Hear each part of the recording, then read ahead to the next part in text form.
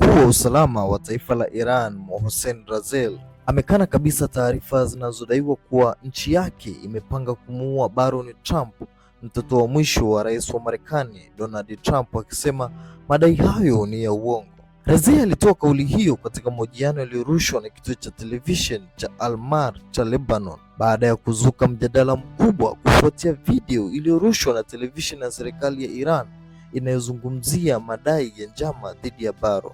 Idara ya usalama ya rais wa Marekani, Secret Service, ilithibitisha Jumanne kuwa inafahamu kuhusu video hiyo na inafuatilia suala hilo. Katika mahojiano hayo, Razel pia alizungumzia mvutano unaendelea kuhusu mlango wa Hormuz. Alisema kuwa wapatanishi wametaka Tehran kufafanua masharti yake ili mlango huo ufunguliwe kikamilifu.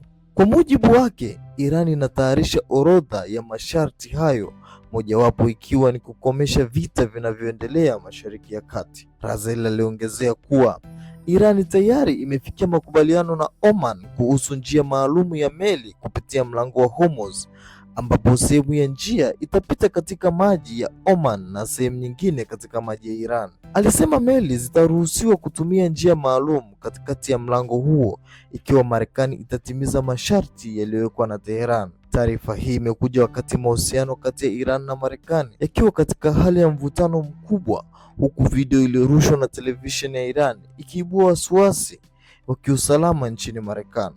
Iran inaendelea kusisitiza kuwa madai ya njama dhidi ya familia ya Rais Trump hayana ukweli wowote.